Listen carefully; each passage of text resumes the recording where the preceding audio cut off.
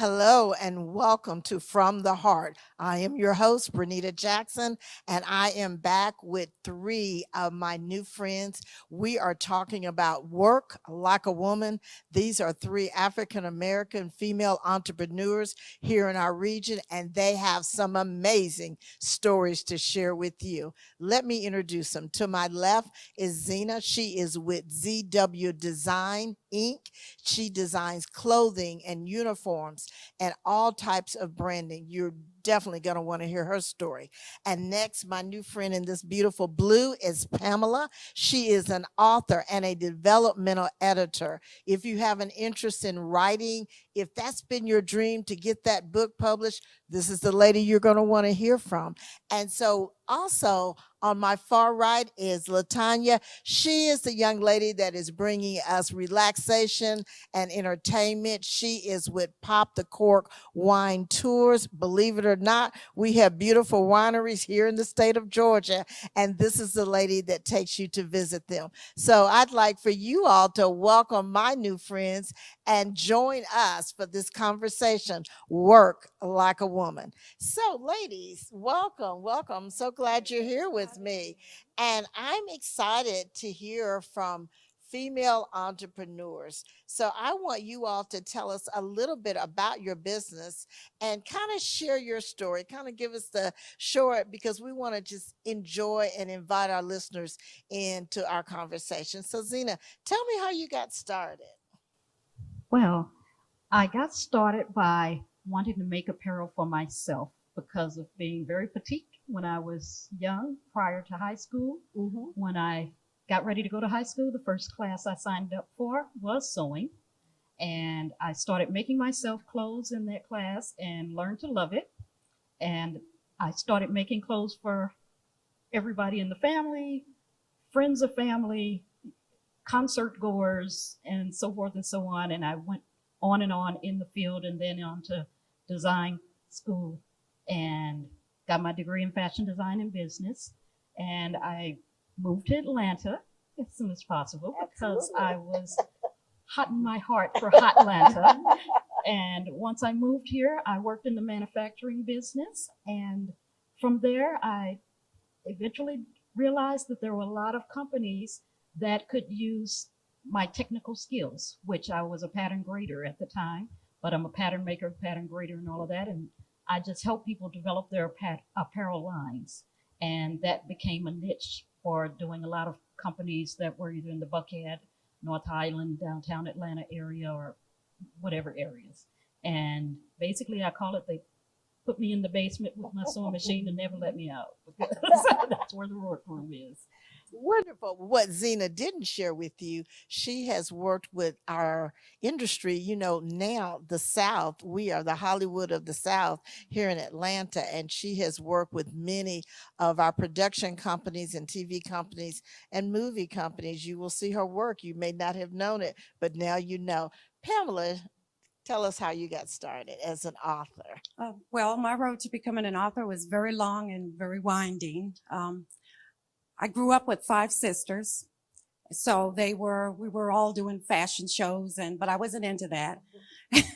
I was more of the jock of the family, but that kind of led me to be the outside. So then I discovered reading, and once I discovered reading, that quiet time, that me time, the time that I spent by myself, that's where I developed this great love for reading. So the reading, I would lay in bed at night and create these fantasy stories about characters, make up my own characters, and they were like real people, and most writers would tell you their characters, they're almost like real people. Um, and then from there, I, joined the military right out of high school. So at that time, I wasn't really into writing. I was still an avid reader. I've always read. So I raised my kids, was a military wife because I eventually got out of the military.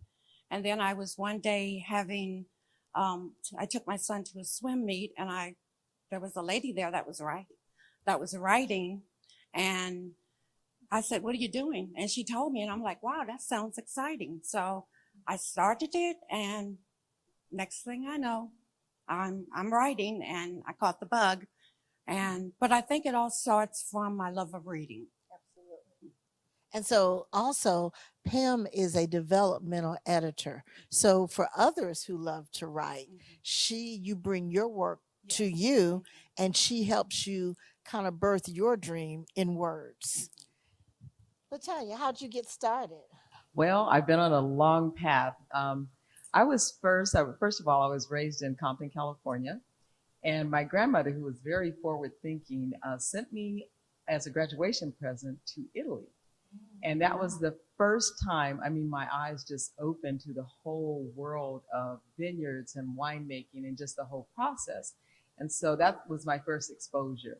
So I've always been in that space, just like excited about it.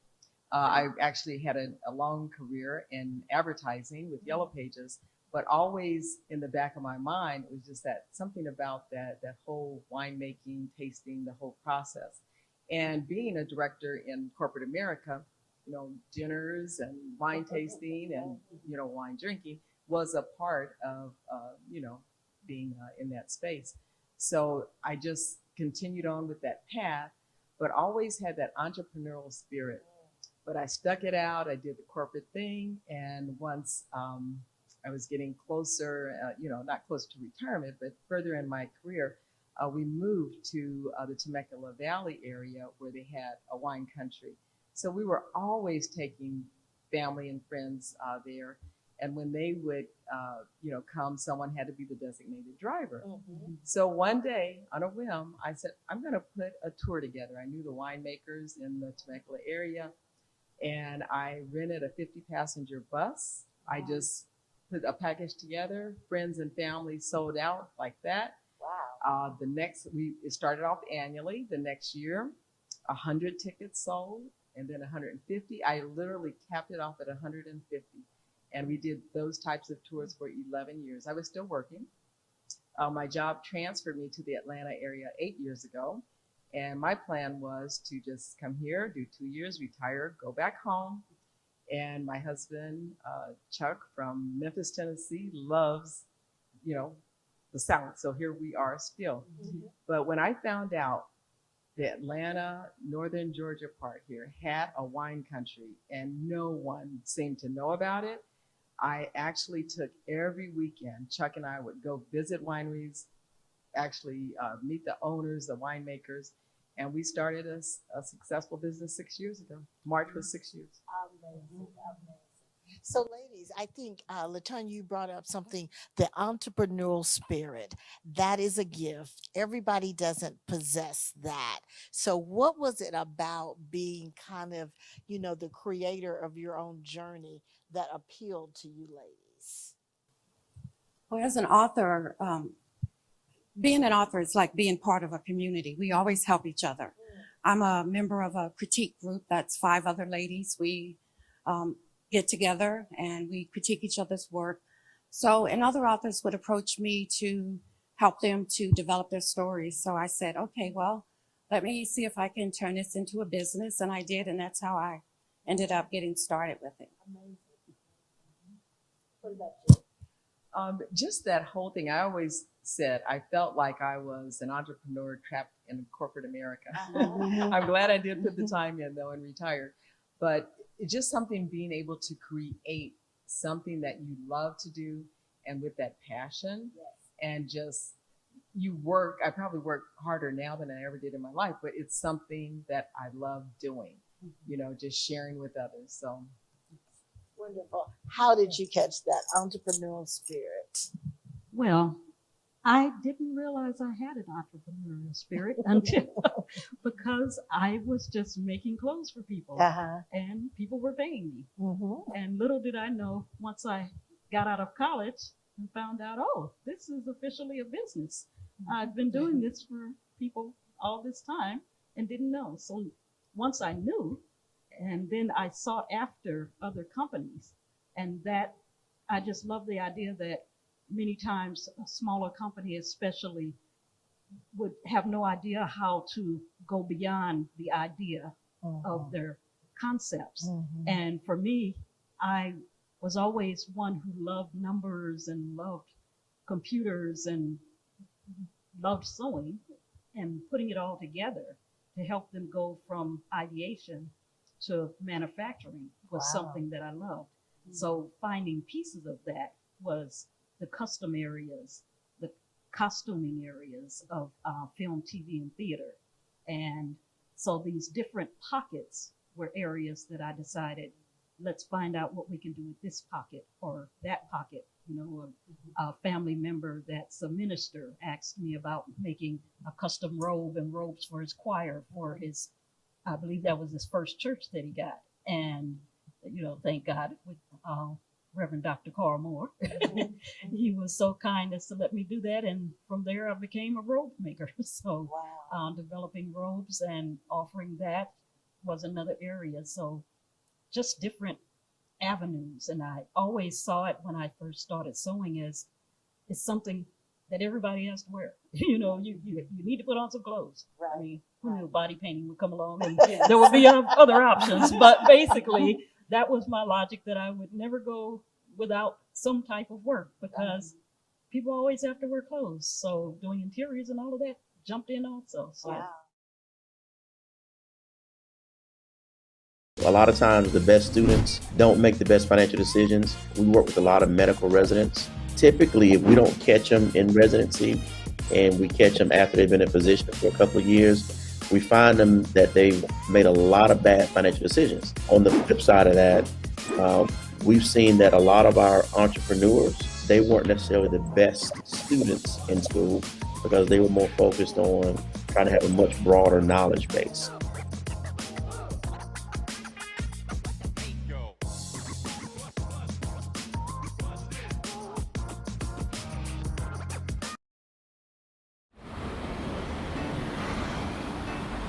Hey, let's check out this park.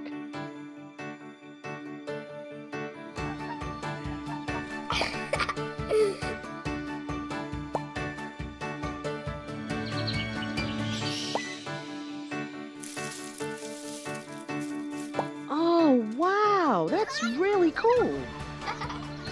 To find a great local park or forest near you, go to discovertheforest.org.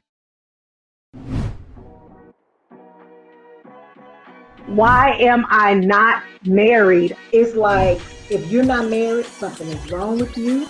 I'm comfortable with who I am. Would I like to get married one day? Of course. But if I don't, I'll be okay. Just continue to live your life, find your purpose, work on yourself.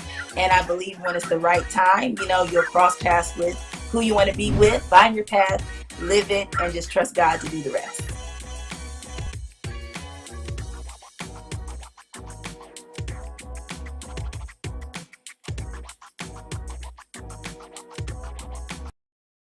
So it's almost as if the spirit found you all. And so one of the things that all of you all have mentioned is community. And one of the things, actually how I found all of you ladies, is a lovely organization called Ladies in Stride. And this is a group of ladies, much like yourselves, that come together to really support each other and care for each other. It's all about community.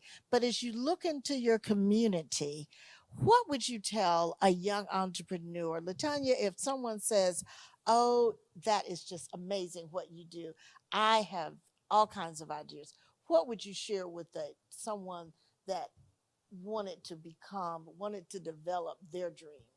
Oh, I would love to have that conversation with them. And I do. First thing I would say, really follow your passion, whatever it may be. If you're following your passion, it's not ever going to seem like work. I think one of the big hurdles is to overcome taking risk. Because with whatever you're doing, you're out on your own, you know, you are the one that's making this happen. So just really gain confidence in yourself, get a mentor, someone that can guide you along, and you can just take it wherever you want to.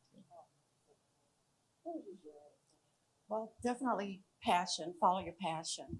Also, for me, it was a little bit of, you know, looking at your weaknesses in a different way, because I suffer from anxiety and depression. So even coming here is a big step for me. So you can look at your life, because that led me to journaling. So what do you love doing that really talks to your heart? And that's what you have to focus on. because you have to feel it in your heart to be able to be a true success at it. What would you share with someone that wants to come into your industry, Zena?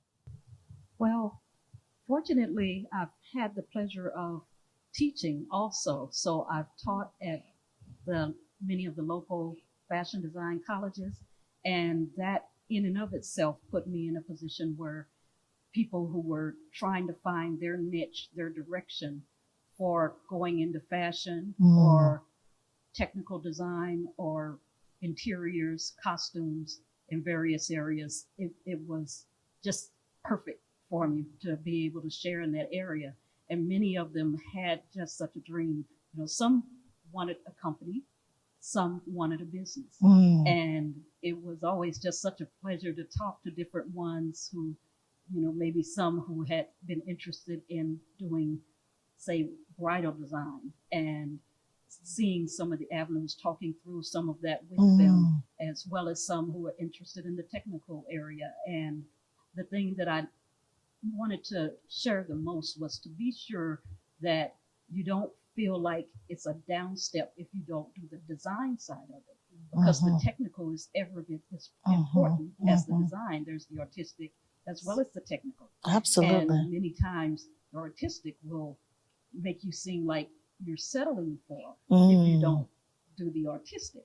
But I thought, I love working with numbers and the technical and all of that. I thought, don't let them make you feel lesser because you chose that direction. Enjoy it. And so I've worked with young people. You know, I love mentoring young people. I do it through church. I do it through individuals. Internships, I've done it that way. You know, I just love working with people who are trying to move to that next level, because I always feel like wherever I am, that, you know, I have shoulders, especially for my students at the time. It's like, you don't need to start over. You can be on my shoulders and go from there. Oh, you know, you don't have to amazing. squash me, but you can be on my shoulders. What a and go gift. from there. And amazingly, I run across students, and some of them help me now with this technology, or, you know, some of them have been my supervisors at costume programs, and, you know, they feel that awkwardness. I'm like, it's totally okay, because I am happy to work with you. Amazing. So what about, I've had a career, but I've always had that entrepreneur spirit. So I'm ready to finish up maybe my corporate career. Is it too late for me to start?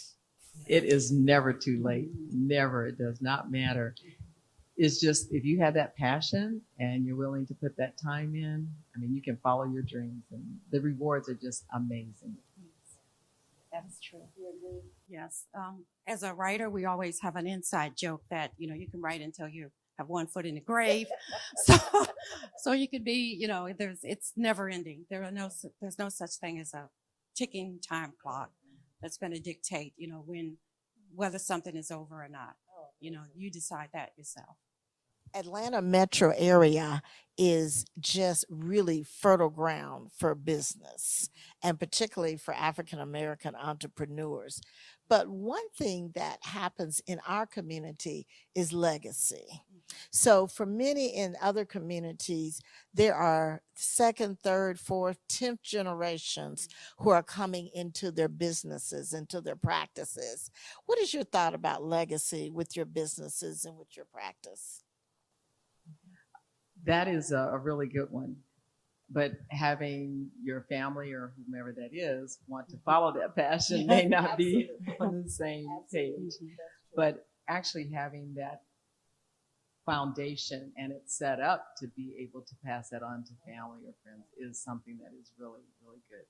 Or either to have that foundation to help them in whatever their passion is. Because it may, like in my case, it may not be the wine space. It may be something else. But to be that support. And we're a family of entrepreneurs. At one point, I was just looking at my immediate family a few years ago. I said, I'm the only one that's going to work. Everyone's being an entrepreneur. And that is my passion. So, yeah.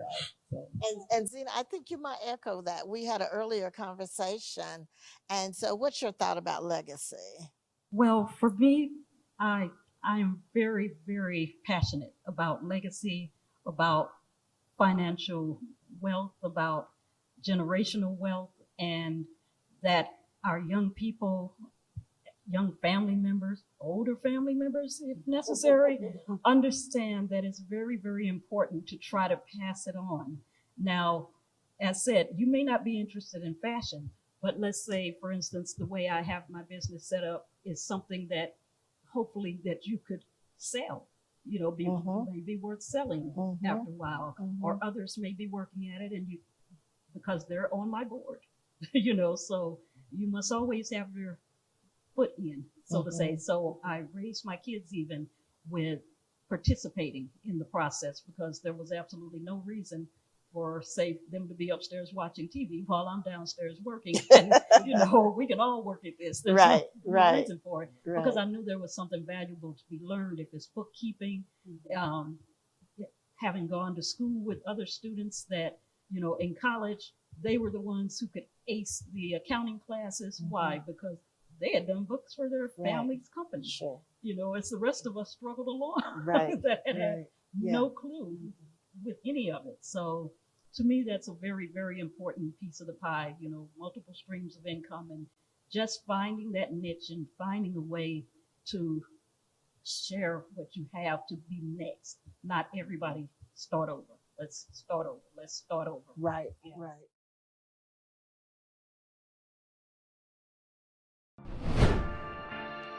Well, at first, I think they thought that he was imaginary. Her dad, he kind of accepted me right off. It was like we were almost like we already knew each other. But mama, I tease her till this day. I say, you ain't even like me. Once he won over my grandmother, I think my mama and Auntie Janice and everybody, like now, like they'll take Jake before they take me. Can't do no wrong. He can do no wrong.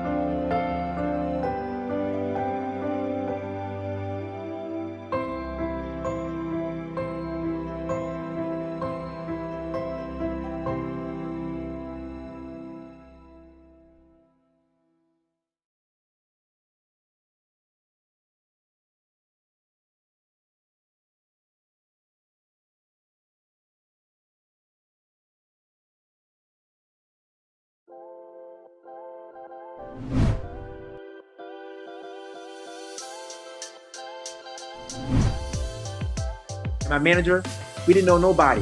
We just knocking on doors and made it work. So it was all about following my assignment.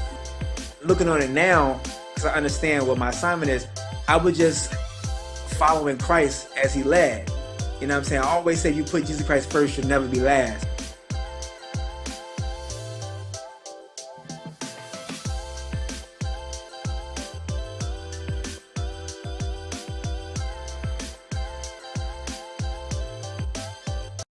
So entrepreneurship certainly should benefit the owner of the company, but how do your services and company benefit our beloved community? What is it that you share with our community that enhances this area?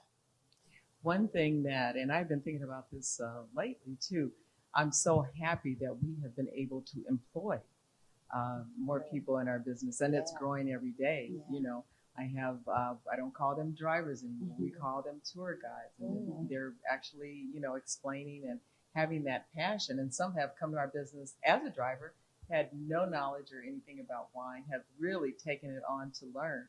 But I think we're giving back by employing. The other thing I think is really, you had mentioned like my business relaxation. I feel our business is one where you can get away for a day and just enjoy yourself. Forget about all your worries and just have a good time. Learn along the way. We're entertaining you, just Sure. having a good time Sure. and listening to some music and just Yeah. a good day. Yeah, yeah. So what do you think about in terms of what is it that being an author and a developmental editor, how does that help our community? Well, it's in the type of stories that I choose to write. There's some recurring themes that are always in my stories, and those are family is number one. And also I try to portray families in a positive way. Stay away from a lot of stereotypes, Yes. because those stories have been there, done that. Right. So I make sure that my stories are fresh and also that they speak to the community. I have a YA, a young adult novel that's coming out in October. It's called Looking for Grace. And it's a 16-year-old girl that's dealing with grief and mental illness. She suffers from depression, which is something I can really relate to. So it was actually one of the easiest stories that I've written. And probably because it's something that's close to my heart also. But, just look at your community and see how you can help them by looking at your life and what touches your heart. Because when I create a character, the character is their background plus all the things that are in my heart, which are my life experiences. And that's how I give voice to my characters. And that's normally it's the community. It's the people around me. So what is your creative process? Every entrepreneur, every artist, every author has a creative process. What would that be? What would your creative process be? Well, my creative process always starts with where does the customer need help?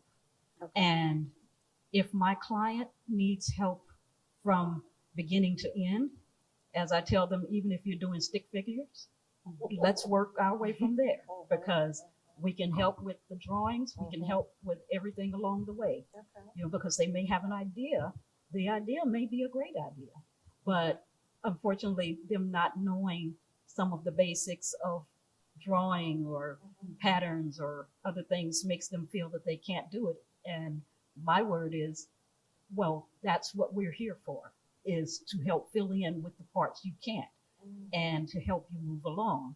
But for those, say, for instance, manufacturing companies that are already in order, they've maybe worked on projects for years and bodies and styles and fits that are the same, and they are just trying to maybe add to their design line for, whatever reason, may have an outside contractor, then they have specs already. They have their design packages, they have all of that. They know where they're sending the manufacturing to, so they don't need as many of the steps.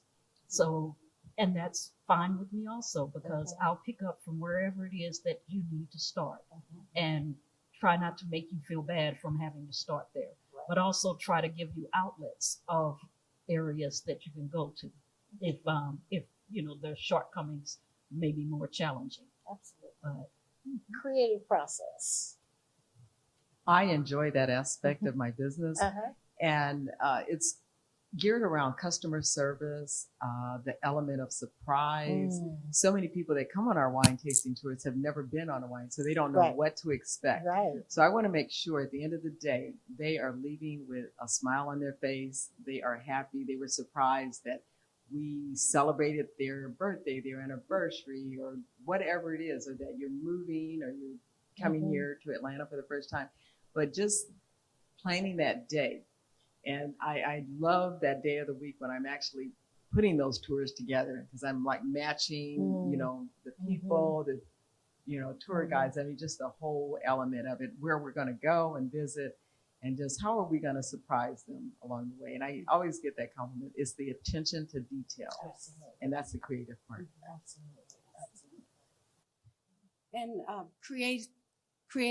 the creative aspect for me is kind of, as a writer, you are always in a little bubble. You're by yourself. I'm in my pajamas and I'm writing. But also there the part where I get an idea. I'm more of a character-driven writer. The character comes to me first, and then I kind of plot the story around the character. But I also have my publisher that I can go to bounce off ideas, and my agent. Entangled Publishing, great. Prospect Agency, that's where my agent is out of. And they're always, good support points. So, you have to be willing to ask for help, and I know you've probably heard of writer's block, and that's, some authors believe in it and some don't.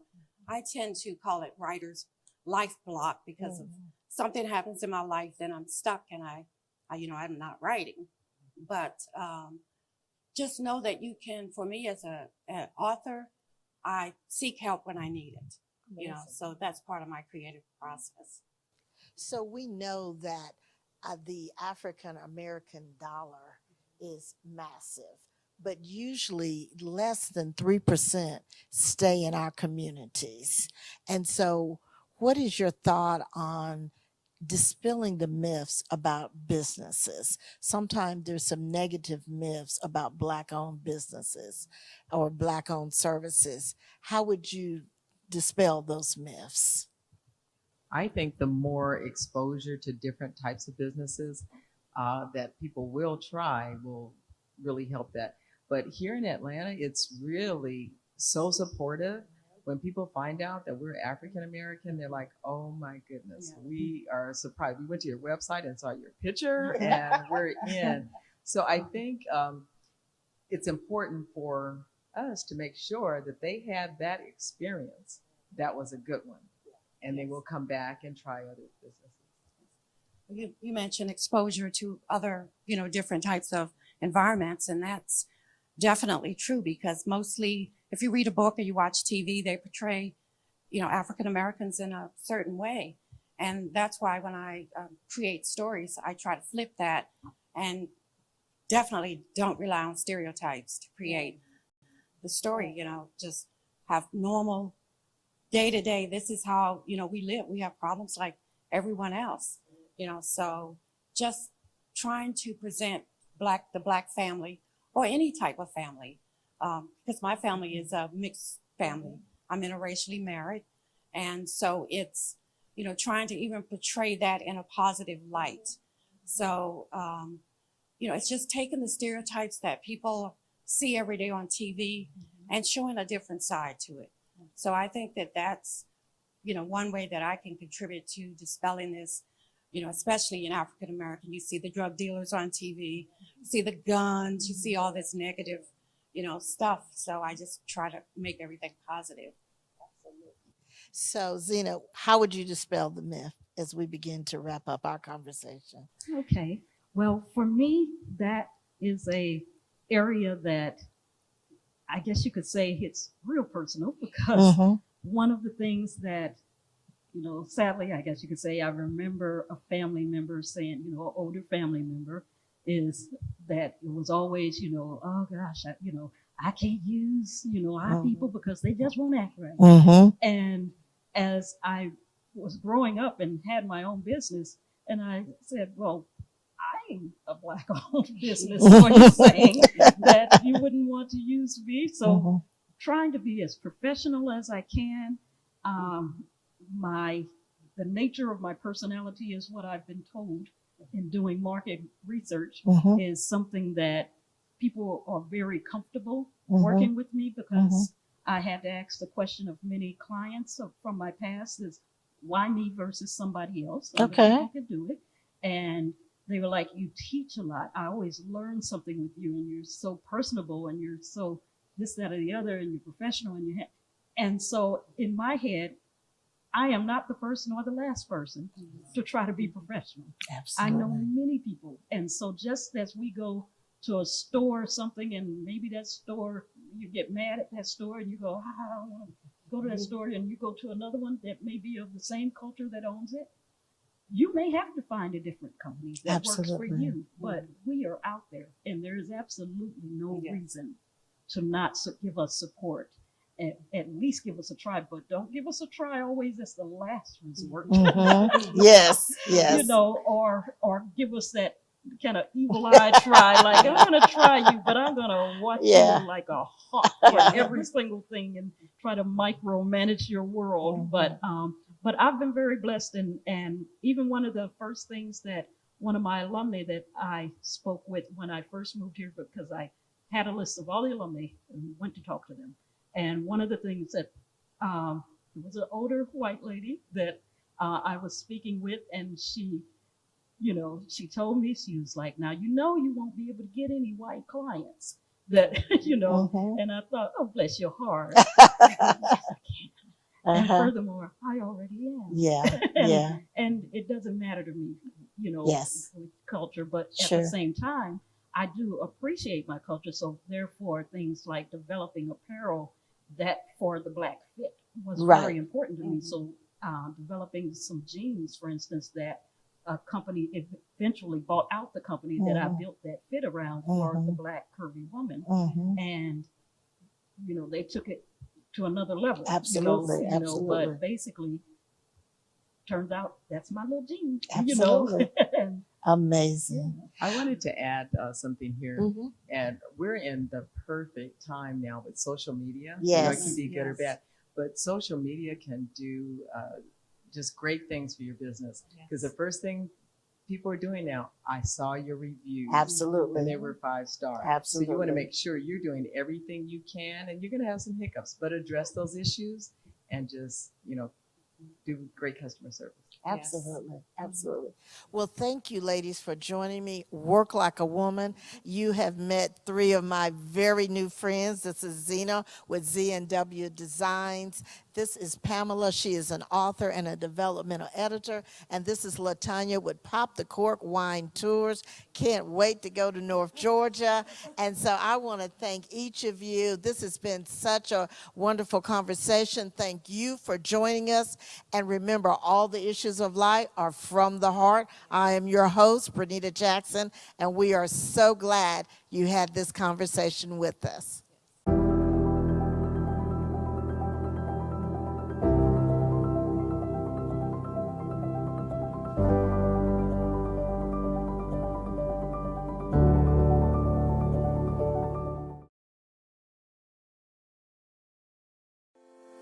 Can we actually trust the information that we're receiving about COVID-19? And can we trust the vaccine itself as it relates to people of color? I feel so intimately connected to this topic of mistrust as it relates to the African American community because of the unethical practices of the past that we've experienced. As far as trusting the information that we receive about the vaccine, I would advise persons listening is to consider the source of your information.